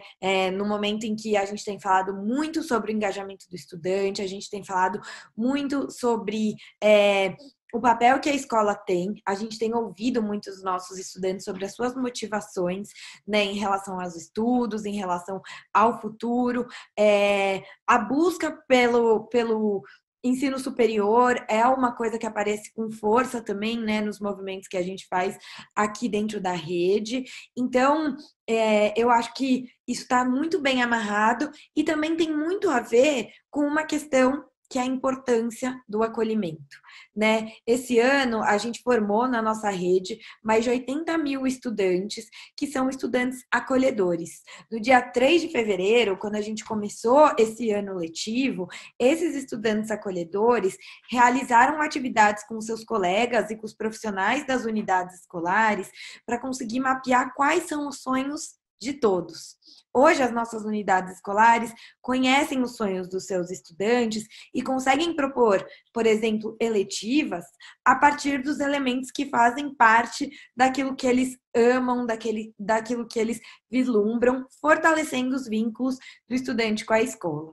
Então, estou trazendo aqui um monte de coisinhas que foram ocorrendo para mim enquanto a Rosalina falava, para a gente também ir trocando a partir da nossa experiência aqui no estado. Vou devolver a palavra aí para a Paula, porque eu acho que estão chegando algumas perguntas. Inclusive, vou pedir para o pessoal colocar na tela o link para enviarem perguntas. Estamos aqui agora para o bate-papo, certo? Perfeito, gente. Muito, muito obrigada. A Júlia colocou para a gente aí o link de perguntas, então a gente já recebeu algumas aqui que eu vou ler. Mas mandem perguntas, interajam, que a gente ainda tem alguns minutinhos aqui para utilizar nesse bate-papo, que é sempre muito legal. Eu vou começar com uma pergunta que foi para Rosalina, que foi mandada pelo André e que diz: você aponta com absoluta razão a complexidade envolvida na atuação da escola para estimular e orientar a construção de projetos de vidas pelo jovem. Conheço estudos sobre as escolas públicas da Inglaterra nos anos 60 que demonstraram como os orientadores vocacionais das escolas públicas acabavam por direcionar as meninas vindas de classes mais baixas, filhas de pais operários e donas de casa, para um treinamento como babá, supondo que esse era o limite social delas. Como equilibrar algum pragmatismo, então tentar evitar esse tipo de frustração com um sonho irrealístico, mas ao mesmo tempo estimular a assertividade e a ambição dos estudantes? Essa é uma pergunta bem difícil. Vou, então, dialogar, tá, com a pergunta aí do André e também com os destaques que a Bruna trouxe, Bruna, porque você traz pontos super importantes, até para responder a pergunta do André, né? Que é a questão relacionada ao vínculo e ao sentido. Então, a pesquisa trouxe o tempo inteiro isso, ou seja, os jovens estão buscando sentido. Tanto que o fato de estar aumentando o número de jovens com desafios emocionais é algo que retrata isso. Olha, é muito ruim quando você está buscando caminhos e não encontra, né? Ou seja, você tem uma sensação de fracasso constante, que nada dá certo, ainda mais quando a sua origem é uma origem de muita limitação financeira, né? De muita pouca oportunidade. Então, isso é um desafio grande que a gente precisa ajudar o jovem a lidar, porque, como diz o André, existe a questão da estrutura social que a escola não tem como resolver sozinha, né? Não tendo como resolver sozinha, a gente precisa fortalecer, de fato, esse jovem para saber lidar com esses desafios, né? Porque não tem como negar a estrutura social, ela existe. O que a gente busca por meio da educação é conseguir com que esse jovem termine, de fato, a educação básica. Isso é fundamental, a gente sabe que isso para o jovem já tem um significado importante para a inserção dele na vida produtiva, mas que, portanto, ou seja, por meio da educação é possível superar alguns desafios dessa barreira de estrutura social. Mas a escola não vai conseguir resolver o problema da economia, a mudança, né, relacionada a todos os desafios que essa família desse jovem traz. Mas saber lidar com os desafios é fundamental. Então, ter esse espaço de acolhimento, onde o jovem, de fato, consiga falar sobre os desafios dele, porque não é fácil a gente se abrir para falar, olha, eu estou com esse desafio pessoal. A escola, muitas vezes, não é vista pelos jovens como esse espaço onde ele pode se abrir, onde ele pode, né, procurar, não sei se o André é professor, mas onde ele possa conversar, né, com um professor, de modo a falar, estou com esse problema. Muitas vezes o que os jovens trouxeram para a gente durante a pesquisa é que quando ele tem a coragem de falar de algum desafio pessoal, o que ele recebe de retorno de alguns profissionais, né, das escolas onde esses jovens estudam, é de que, assim, olha, aqui não é lugar para isso, aqui é lugar para aprender o conhecimento, o conteúdo. Então, uma visão ainda de escola que não dialoga com o currículo atual, com a BNCC, de que não é só conhecimento, o valor é fundamental, a atitude é fundamental, verificar os talentos diversos é fundamental, né? E aí agora eu vou dialogar um pouco com a questão que o André traz, né, com essa complexidade na orientação dos jovens, e os jovens buscam isso no ambiente da escola, esse espaço de acolhimento, e como treinar, né, esses jovens. Aí, André, eu acho que tem uma complexidade, sim, porque é preciso dialogar, por exemplo, com o potencial do território onde o jovem está. Então, a gente sabe que existem vagas disponíveis ou, né, dentro de alguns territórios, destaques para algumas profissões. E conhecimento, a gente está falando aqui do escritório de evidências, né?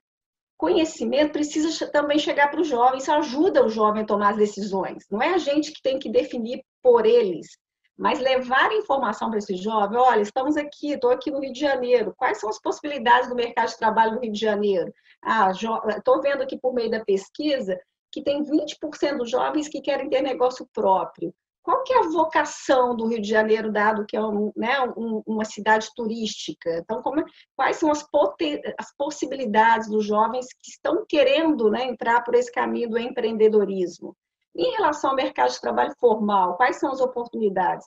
Existem dados disponíveis também sobre isso, né? Nós temos a RAIS, Registro Anual de Informações Sociais, que mostram ali, na Fundação nós temos até um estudo, a gente pode, inclusive, compartilhar com vocês, onde a gente olha a análise de tendência do mercado de trabalho, para verificar qual que é o potencial de cada região.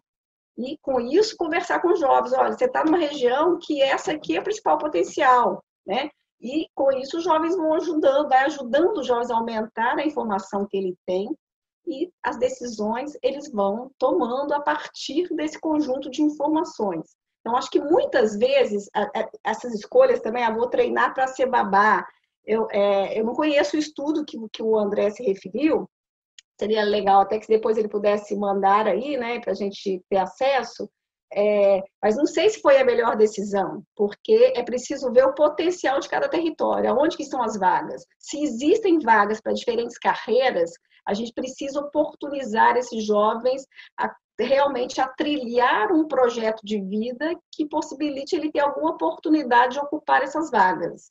Mas é preciso isso, é preciso também evidência e conhecimento para essa tomada de decisões. E os jovens têm direito a essa informação e muitas vezes não chega até esses jovens. Tem um dado da pesquisa que eu não mostrei hoje aqui, mas muitos desses jovens que não têm com quem conversar e que não têm essa acolhida no espaço da escola, eles citam que buscam informação no Google. Então, para conseguir resolver um problema de vida, às vezes, um problema emocional, estou com depressão e busco no Google uma ajuda. Então, informação inclusive para essa dimensão pessoal, mas também para a dimensão profissional, tem que chegar nos jovens. Uma pesquisa como essa precisa ser apresentada para os jovens. Leva, mostra, olha, existe esse perfil. Esse é um momento onde os jovens começam a abrir realmente. Eu sou desse perfil, eu sou daquele, eu quero ir para o mercado de trabalho, meu sonho é aquele. É levando o conhecimento para os jovens que a gente vai conseguir trilhar junto com eles maiores possibilidades, inclusive de definição mais assertiva de treinamento. Para finalizar, vou dar só mais um exemplo de um projeto nosso, da Fundação, que no processo de avaliação a gente também valoriza muito a evidência, então a gente avalia os nossos projetos. A gente fez um projeto de qualificação profissional para jovens no Ceará que estão no sistema socioeducativo. E escolhemos, com base em decisões junto, né, com o nosso parceiro, por Ceará ser um estado também com uma dimensão turística muito forte, um potencial turístico forte, que seria treinamento profissional que a gente ia oferecer para esses jovens. E o que aconteceu no final, quando a gente começou a monitorar e a gente teve que fazer mudanças ao longo do projeto? Que esse jovem falou, olha, eu sou estigmatizado, eu estou num sistema educativo, eu não sou bem visto pela sociedade. Então, todas as vezes que eu estou na rua com alguém que está, né, ali para aproveitar a cidade, numa dimensão de turismo, o que acontece é que essas pessoas não confiam na gente, ficam com medo de serem assaltados. Então, não foi a melhor decisão e a gente teve que modificar. Então, assim, para escolher o treinamento, tem que fazer um estudo, tem que se basear em evidência, para a gente tomar as decisões mais assertivas para e com os jovens. Perfeito. E acho que um ponto central é que se o projeto de vida tem esse objetivo de entender o jovem como protagonista, faz muito sentido que ele também tenha sido entendido dessa forma na hora de construir o estudo, né? Então, acho que esse é um grande mérito, por isso que quando eu li pela primeira vez eu gostei tanto desse estudo que vocês produziram, porque acho que ele traz uma perspectiva muito diferente do que a gente está acostumado a ver. Eu vou agora fazer uma pergunta para a Bruna, que é da Neide, professora de Jacareí. E ela pediu para você contar um pouco quais são as políticas que têm sido colocadas em práticas, tanto de apoio à escola e à família, mas principalmente para que esse jovem em situação de vulnerabilidade não abandone. Legal. Oi, Neide, obrigada pela pergunta. Acho que nesse momento, a questão do engajamento do estudante, de manter ele próximo, são a grande preocupação do momento, né? Então, a primeira coisa é que a gente, em abril, criou o Centro de Mídias, né? A gente tem hoje 2 aplicativos e 2 canais de TV aberta para manter o estudante próximo e sempre pensando na equidade e no acesso de todos, a gente então disponibilizou os dados patrocinados, o que quer dizer que o estudante que não tem internet, ele consegue usar o aplicativo, né? Não usa a internet dele, a internet é gratuita para o estudante e para o professor. A gente também criou a TV, porque a gente sabe que a gente tem múltiplas realidades no nosso estado. A gente tem estudantes na zona rural, a gente tem estudantes na zona urbana, a gente tem os estudantes com acesso à internet, sem acesso à internet. A TV é uma coisa que também já está muito na casa de todo mundo, né? Então, a gente tem essa opção também. A gente está trabalhando, inclusive, com materiais impressos para apoiar o estudante que também precisar dessa opção, então o acesso é fundamental. Em junho desse ano, a gente teve uma semana inteirinha de trabalho com os profissionais, né? Foram mais de 100 mil profissionais conectados durante uma semana para a gente, dentre outras coisas, discutir estratégias para garantir que esse estudante continue engajado. Alguns dos pontos que a gente conversou muito durante essa semana tem a ver com projeto de vida e com protagonismo. Vou destacar alguns pontos aqui, como, por exemplo, o trabalho dos próprios estudantes, que são estudantes líderes, representantes de turma, acolhedores e gremistas, na busca dos seus colegas, nas estratégias para manter eles engajados, né? A gente tem escutado muito de experiências diversas de escolas que, por exemplo, um estudante apadrinha o outro, então ele vai acompanhando se o colega tá junto, fazendo as atividades e um vai ajudando o outro. A gente está vendo que isso tem muita potência, né? A gente, dentro do Centro de Mídias, também foi criando canais para incentivar o estudante a seguir acompanhando. Então, dentre eles, a gente tem uma programação especial de preparação para o Enem, que passa todo sábado, né? E a gente começou com 4 aulas por semana, a gente teve uma devolutiva tão positiva que a gente ampliou, a gente dobrou a programação, né? Hoje a gente tem 8 aulas por semana, que são opcionais, mas são para os nossos estudantes que estão se preparando aí para o Enem e que tem tudo a ver com projeto de vida, né? Com significado. E a gente também está desenvolvendo uma série de ações para o retorno, pensando no acolhimento dos estudantes, né? Então, a gente vai ter guias, a gente vai ter o trabalho com o desenvolvimento das competências socioemocionais para apoiar tanto os estudantes quanto os profissionais, porque a gente sabe que é todo mundo que vai precisar ser acolhido, né? A gente também tem que pensar nos professores, nos profissionais, todos das unidades escolares. Então, esses são alguns dos exemplos, né, de ações que a gente está fazendo, tem várias outras, esse é um tema central para a gente, mas o projeto de vida, que continua acontecendo, né? Isso é importante de contar. Toda semana a gente tem aulas de projeto de vida pelo Centro de Mídias, e a gente também está tendo uma devolutiva super positiva de como essas aulas estão sendo importantes para manter os estudantes próximos. A gente discute essa situação, a gente discute questões da convivência no mundo digital, todo mundo está tendo que se adaptar com isso, né? A gente tem a interação no chat, a interação no vídeo, então isso está sendo parte da discussão, por exemplo, dentro do componente projeto de vida, também dentro do componente tecnologia e inovação, questões mesmo de cidadania digital, de ética no mundo virtual, né? Tudo isso é fundamental. E também sobre como organizar a sua vida e a rotina de estudos. A gente, por exemplo, tem momentos de orientação de estudo dentro do projeto de vida, tudo isso nesse sentido de pensar no engajamento dos estudantes das mais diversas realidades aqui do estado. Ótimo.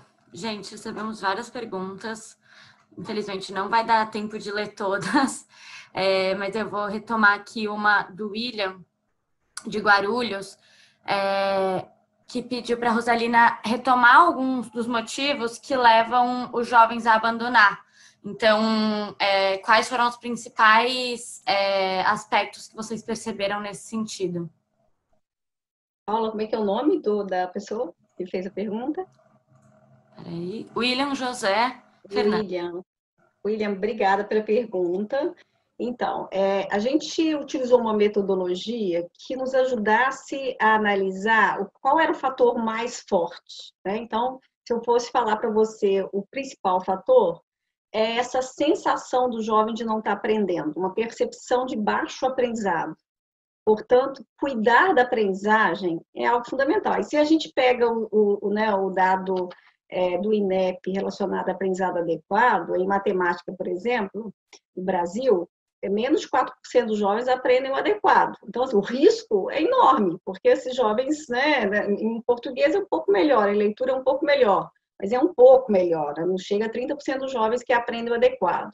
Então, essa sensação do jovem de que, olha, eu não estou conseguindo acompanhar, não estou aprendendo, gera um sentimento de culpa. Por isso que as habilidades socioemocionais também são super importantes, porque substituir esse sentimento. Lembra daquela pergunta que a gente teve, a primeira pergunta que eu respondi do André, né? Quando você tem que cuidar dessa dimensão de como lidar com sentimentos. A culpa é um sentimento. Então, como que eu lido com isso? Como que eu substituo isso por um outro sentimento? Não estou aprendendo? Se eu tiver um espaço de acolhimento, que é o segundo preditor de abandono escolar, eu consigo expressar isso para o educador e falar, olha, né, o professor já tem lá, né, ele já observa o aluno, já faz as avaliações formativas, então ele já vai saber que esse aluno está com alguma dificuldade ou não, e o estudante, o jovem, tendo esse espaço de acolhimento bem resolvido, ele consegue expressar, olha, eu não estou aprendendo, mas muitas vezes não é isso que acontece. Então, a primeira camada de explicação tem a ver com o não aprendizado. A segunda é com esse espaço que não é um espaço de acolhimento. Quando o jovem não encontra um espaço onde ele pode expressar as dores dele, e uma dor que esse jovem carrega essa dor do fracasso. Não aprender é um fracasso para os jovens. A gente tem que encarar isso. Muitas vezes eu tenho um filho de 12 anos, e está sendo um desafio também para ele nesse momento. Primeiro que ele está no 7º ano, então já muda. Se a gente pega a taxa de insucesso, que é abandono e repetência, o 6º ano já dá uma super virada, aumenta muito esse número. Por quê? Porque aumenta também o desinteresse pela escola, que é o que a Bruna trouxe, que é a questão do sentido, né? Estou estudando para quê? Então, a escola tem que começar a pensar mesmo essa questão para que a escola serve. Então, assim, que significado que tem isso aqui? Como é que vai ser útil para mim hoje? O futuro é essencial pensar nele, mas, sobretudo, pensar no presente, uma escola que seja do jovem, né? Junto com ele, pensada naquilo que é importante para ele naquele momento. Se eu estou com um desafio pessoal, que é um outro preditor lá do abandono, e se a escola não tem espaço de acolhimento para isso, eu não vou conseguir prosseguir, eu não vou conseguir aprender. Então, a escola deixa não fazer sentido, porque hoje o meu corpo, o corpo desse jovem, é o desafio que ele está vivendo naquele momento. Então, tem que ter esse espaço onde observa que o estudante não é só um estudante, é uma pessoa, que tem que ter um desenvolvimento de fato integral. Mas respondendo objetivamente a sua pergunta, o primeiro preditor é essa sensação de que não está aprendendo. O segundo é não ter um ambiente de acolhimento, onde esse jovem consegue expressar que não está aprendendo ou que está com algum desafio pessoal e haja um acolhimento de fato.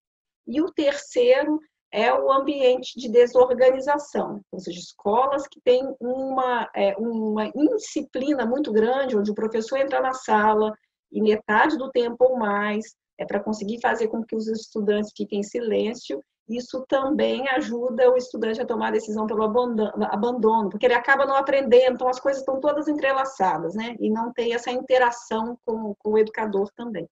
Perfeito. E agora eu vou ler a última pergunta. Peraí, que é sempre difícil de encontrar. Então, eu vou ler a última pergunta, eu acho que ela conversa um pouco com as duas, tanto com a Bruna quanto com a Rosaline, então a gente pode encerrar dessa forma, ouvindo comentários das duas. Mas, enfim, que foi do Antônio Beluco Neto, da Escola Carolina Francine Burali. E ele trata um pouco dos alunos desesperançosos, né? Então, ele perguntou como que, no projeto de vida, a gente pode pegar o sonho de um aluno que inicialmente só indicou aquilo porque ele precisava indicar alguma coisa, sendo que, ao longo dessa disciplina, utilizar o sonho como parte do incentivo é incentivado desde o primeiro dia, né? Desde o dia do acolhimento. Então, como lidar com esses alunos que muitas vezes não têm sonhos, não pararam para refletir sobre os seus sonhos, né? Paula, acho que eu vou começar, aí depois a Rosalina fala também. Olha, acontece, inclusive, no momento do acolhimento, no começo do ano, de alguns estudantes dizerem que não têm sonhos, né? Mesmo tendo que conversar sobre, ele dizer que não tem sonhos. E eu acho que uma coisa muito importante do projeto de vida é uma premissa de que projeto de vida cada estudante tem o seu, né? E que a gente tem que respeitar os diferentes tempos e os diferentes sonhos que eles têm. Isso é uma coisa que a gente fala muito na formação aqui, que a gente tem de projeto de vida, inclusive, de que a gente vai ter diferentes sonhos de estudantes e o projeto de vida ele é quase que uma caixinha de ferramentas para esse estudante ir dando novos contornos e tirando esse sonho do papel. Dentro do diretriz curricular do projeto de vida que a gente tem aqui, que inclusive está publicado, né, no nosso site do Currículo Paulista, a gente tem um trabalho que ele é um trabalho progressivo, que vai trazendo pouco a pouco discussões que vão para o estudante que já tem seu sonho super estabelecido, ajudando ele a refletir sobre. Tudo bem, inclusive, se ele mudar de sonho, é a vida como ela é. E o estudante que não tem ainda clareza de qual é seu sonho, de ir construindo o caminho para isso. Então, a gente começa falando sobre quem é ele nesse processo, o que ele é bom, e aos pouquinhos ele vai identificando esse sonho. Então, eu convido todo mundo a visitar o projeto, o nosso site do Currículo Paulista para conhecer essa diretriz. E muito obrigada, gente. Foi um prazer estar aqui com vocês hoje. Oi, Antônio. Obrigada pela pergunta. Eu acho que isso me lembra situações que eu mesma já vivi. Eu sou de uma família de 15 filhos do interior de Minas, eu sou a 14ª filha, e minha mãe estudou até a 4ª série do ensino fundamental, e meu pai, ele só estudou depois que ele já tinha 10 filhos. Na medida que os filhos foram estudando, ele também estudou e ele conseguiu finalizar, entrar para o ensino superior, né, e concluir o ensino superior em contabilidade. E isso foi um exemplo, uma referência para a gente. Mas sempre para mim foi muito difícil pensar em quais eram as minhas qualidades e qual era a minha potência, e, portanto, pensar em sonho mesmo, assim, qual é o meu sonho? É algo difícil para quem tem uma vida difícil, né, na infância e na adolescência, na juventude. E quantas vezes todos nós aqui, quando numa entrevista de emprego, perguntam para a gente destacar 3 qualidades e 3 desafios, né, 3 defeitos. Era muito difícil falar sobre qualidade, porque é isso que a Paula destacou, né? Não foi a Bruna que destacou, que é necessário no componente curricular projeto de vida pensar nessa dimensão de quem eu sou, do meu contexto, né? Então, assim, para se conhecer, antes de pensar em quem você quer ser, tem que pensar em quem você é, né? Então, acho que é por isso que esse acolhimento, esse clima de participação, ele é essencial. E quanto mais informação o jovem tiver, saber que aquele desafio não é só dele, ele não é um bicho de 3 cabeças, porque ainda não sabe o que quer ser, né? Então, isso é muito comum. Quantas pessoas que já têm uma carreira super estabelecida, às vezes têm um ótimo salário e quer mudar de caminho. Então, a vida é dinâmica e as pessoas podem se conhecer melhor. Então, eu acho que dentro de projeto de vida, o primeiro passo, de fato, é se conhecer, se reconhecer, aprender a identificar quais são as suas potências mesmo, mas também quais são os desafios. Não tem problema em ter desafios, todos nós temos. Então, naturalizar isso. E depois disso é que pensar em que caminho seguir, o que é possível naquele território também, porque ninguém vai conseguir fazer alguma coisa que às vezes não tem ali, a não ser que saia, que tenha oportunidade, planeje sair daquele território. Então, queria só reforçar esse ponto de que num projeto de vida, o importante é ter espaço para conversar, para dialogar e para aprender sobre a gente mesmo.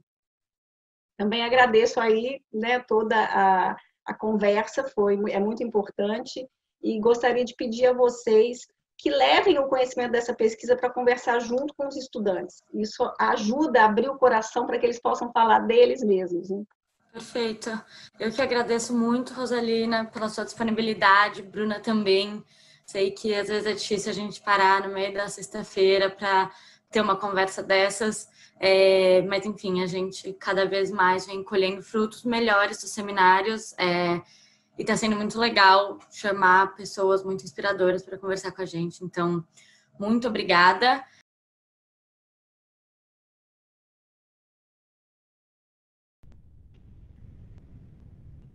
Olá, professores, né?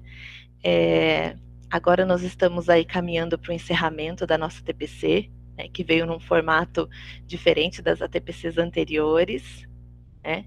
Espero que tenha sido muito proveitoso esse momento aí de seminário, vocês acompanharam o seminário, né? Foram várias reflexões sobre as juventudes, sobre essa relação, né, do jovem com a escola, importantes reflexões e importante subsídio para o debate, né, para a gente evitar o abandono escolar, né, para que a gente consiga garantir o direito à aprendizagem e garantir o direito à educação básica, né, a todos os nossos jovens. E então, já que nós estamos caminhando aqui para o encerramento,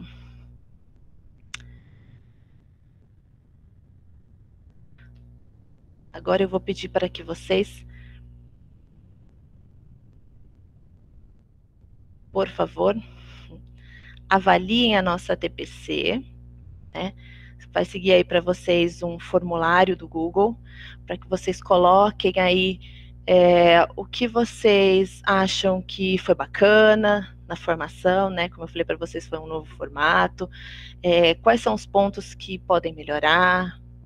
É muito importante para a gente que vocês respondam, que vocês participem, porque esse feedback ele é fundamental para direcionar as nossas ações, né, para direcionar e nortear as nossas próximas ATPCs, tá? Então, por favor, avaliem aí a nossa ATPC no formulário Google que vai ser disponibilizado para vocês, tá?